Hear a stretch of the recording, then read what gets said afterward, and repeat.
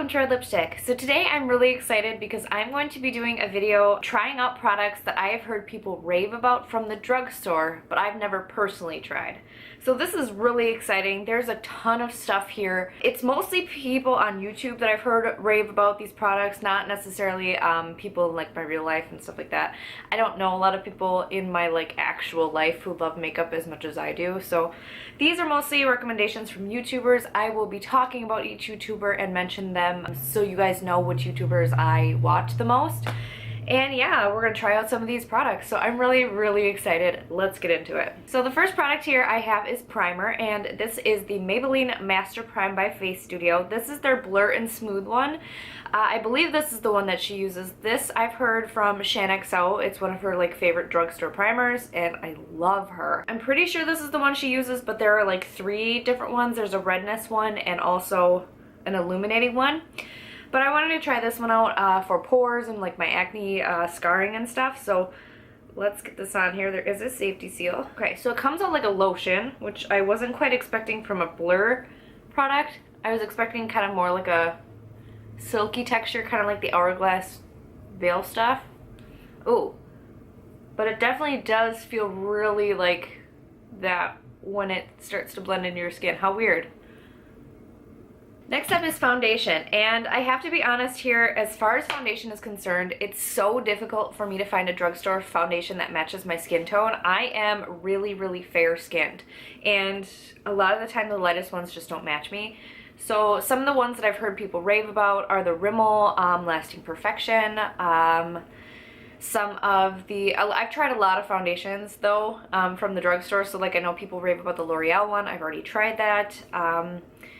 And really, I couldn't find one of the ones that were raved about to be a match for me. So like all the Rimmel ones are way too dark.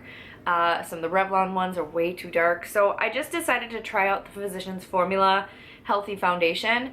I've heard people talk about this, but not necessarily be like, this is the best foundation ever.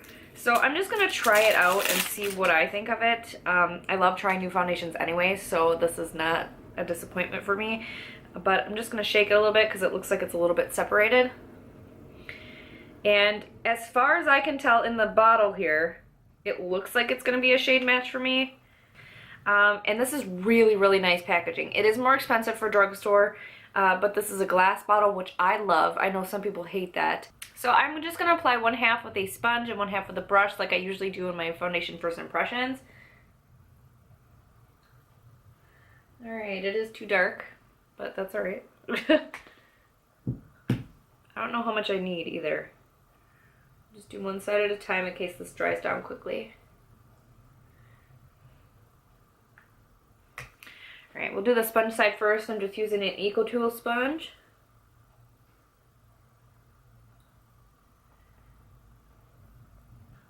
So my first thoughts right away while I'm blending this in, this is my second layer that I'm putting on because it had very light coverage, and I think my sponge is sucking up quite a bit.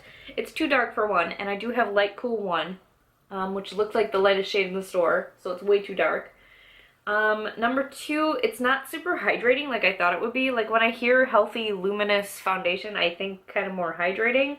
This is actually, on me, it's pretty drying. You can see it like in my pores and stuff that it looks dry. Alright, so let's try the other side with a brush and see if that does any better. Right away, I'm not super excited about it just because it does seem to be more drying, and I'm just going to use my Ulta brush. This is my Ulta buffing brush, which I really like. Okay, so here's the brush application side, and oddly enough, I feel like I like the application with the brush a lot better. I feel like it looks better. It looks more dewy on the brush side, which is very strange, and it seemed to blend out better. So moving on to concealer. So I have actually tried both of these concealers before, but not since they reformulated and changed their color range. So these are the Maybelline concealers. This one is the Fit Me concealer, which now fixed their color range so it's not so confusing. It used to be like 15 was lighter than 10, blah blah blah. Now they fixed it. The lightest is the lightest. And then Age Rewind actually finally made a lighter shade. This is Ivory, and it's actually quite a bit lighter. So I am going to try out the Fit Me, I think, first and see how this goes, because it's been a long time since I've used Fit Me. And I remember liking it, but I remember it being a little bit thin. I know people compare this a lot to like really high-end concealers. And when I first tried it, it was years ago. I didn't agree with that. I didn't feel like it had enough coverage, but we'll see what I think now. Right off the bat, it is a little bit on the peachy side and a little bit dark looking for me, but that's all right. We'll make it work. All right, so I'm actually pretty happy with that. You can see a little bit of darkness. I don't expect miracles to be worked here on these under eyes, but this is actually pretty good. I'm pretty impressed with this. So now moving on, I'm gonna go ahead and set my face, and this is the number 7 powder in Translucent Perfect Light. The person that I heard talking about this powder was Jennifer Braun here on YouTube. She really seems to like the number 7 products, and she compared this to the, what'd she compare it to? Charlotte Tilbury powder. This is a more expensive drugstore product, but it's still cheaper than Charlotte Tilbury, so I'm gonna try it out and see what it's like. And if I didn't mention, the shade that I'm using here is translucent. They did have more than one color. Alright, already it's looking crepey right there. So I don't know if that's the powder or the concealer. But I will say for pale skin, it is not translucent. It does have some color to it, so if you are pale like I am, this is not a light powder. Alright, so it looks really nice all over the face. I just don't recommend it for under the eyes because it is quite crepey looking, so I would not compare this to the Charlotte Tilbury powder. Not that I've tried that, but I know that it's really great for the under eyes for a lot of people, so I don't think this is probably a dupe. Alright, next up, I'm really excited about this. We're going to move on to the eyes, and I'm going to be trying out the Wet n Wild eyeshadows. These are reformulated versions of their old ones. Actually just this one is, so I think this is the one I'm going to use. This is the Comfort Zone palette that tons of people have raved about, especially Kathleen Lights here on YouTube. She uses the original Comfort Zone in a tutorial that I just love, where she did a beautiful green look, but I've heard so many people talk about this recently. Vintage or Tacky is one of them. A lot of people are trying these out and loving them, so I would love to. I'm going to save this one for a video because it is an Anastasia Modern Renaissance palette dupe, and I do have that palette, so I'm going to save that for that kind of video. But let's get into the Comfort Zone palette here. Finally, I got into this about 20 minutes later. Anyway, so there are 2 transition shades, 2 matte shades, and then everything else is a shimmer. So we're just going to dig in here. I'm not going to be super detailed and tutorial-y about this. I'm just going to kind of try them out. So I'm going to take a big fluffy brush and go into this more brown shade and use that as my main transition. Right off the bat, these are very dusty, so just make sure you're kicking off the excess off your brush.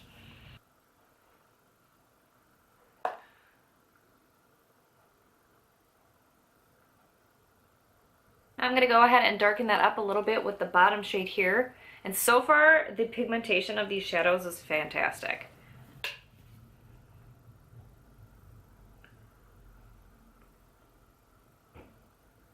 And I think I am going to go ahead and try out this green right up here. Okay, the green isn't bad, just in the future I would definitely use Vicks Plus because it did take a lot of building up to get it to even look a little bit green. And then lastly, I'm going to use the darker green just kind of to deepen up the outer edges here. Okay, that darker green though is really good. Alright, so let's move on to brows next. And I'm really excited because I got the e.l.f. brow pencil, which I haven't tried, and I've heard a lot of people talk about this as well. Not necessarily that it's super great, but I have heard people use it. I know Emily Noel has talked about it before. So I'm going to go ahead and put this through my brows.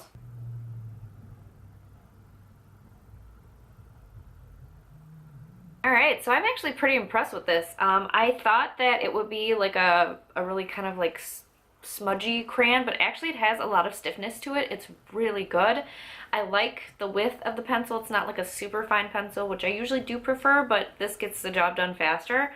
It's got a spoolie on the end. I'm in the shade, I'm pretty sure this is medium brown, but it's like an exact match for my natural brow hairs, so that's amazing.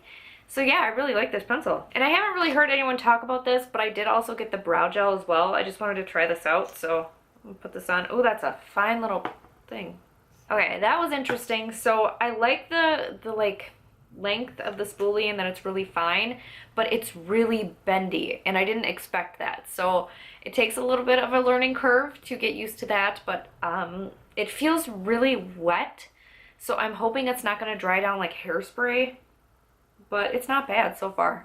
Alright, moving on to the rest of the face. I totally forgot that I have a cream contour here and I powdered, but I did it kind of lightly, so I think I'll be okay if I put this on. So this contour stick I heard about from TheBeautyVault here on YouTube. I really like her because she mainly uses drugstore stuff. So let's try this. This was like the best one I could find that looked the most cool tone. Everything looked really, really warm in these contour sticks. So this is from Wet n Wild, if I didn't mention. And this is their one in, where's Walnut? So we'll see. Ooh. Ooh, that's dark.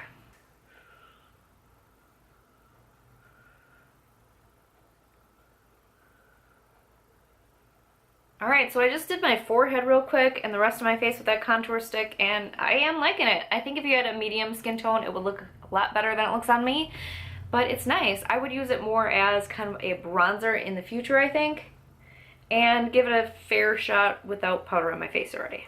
Moving on to actual bronzer. This is another one that I've heard from TheBeautyVault, and oh my god, what's her name? I always forget. Samantha Ravndahl. This is the Cheekers bronzer, and we're gonna give it a try. I'm a little afraid because it looks very warm. It doesn't look sparkly, which is good. This is the shade Just Bronzer, I guess. I thought they had two of them, though. Oh, Golden Tan. 104 Golden Tan.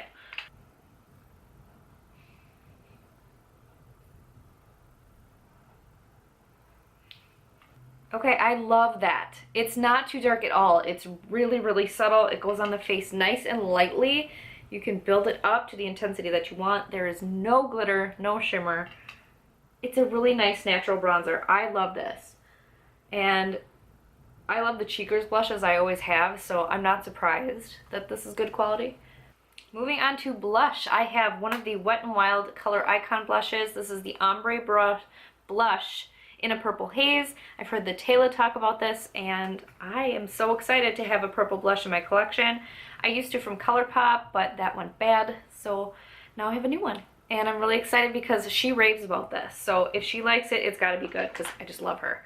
Okay, so I can see why she likes this. She also has really fair skin, and this is an extremely subtle blush with a nice little bit of sheen to it as well. It's really pretty. Not necessarily with this eye look. I would not pair this again, but it's the only blush I had today. I don't really think my options through very well.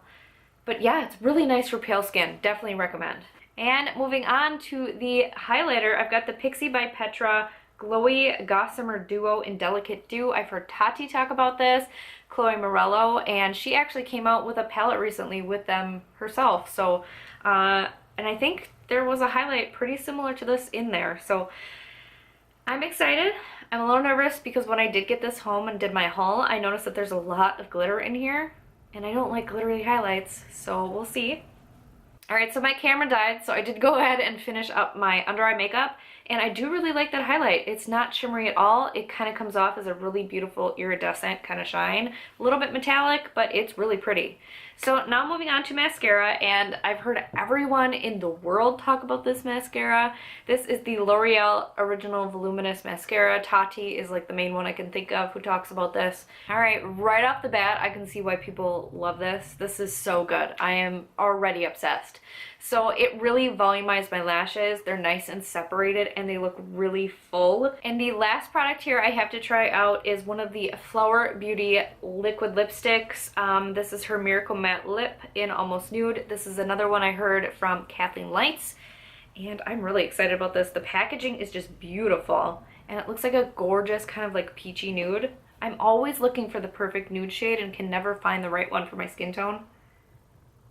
Okay, so when I first put this on, it was so bright neon metallic. You can still see it kind of is, but it looks a little bit better than it did. I looked ridiculous. But I like it. I like the way it feels.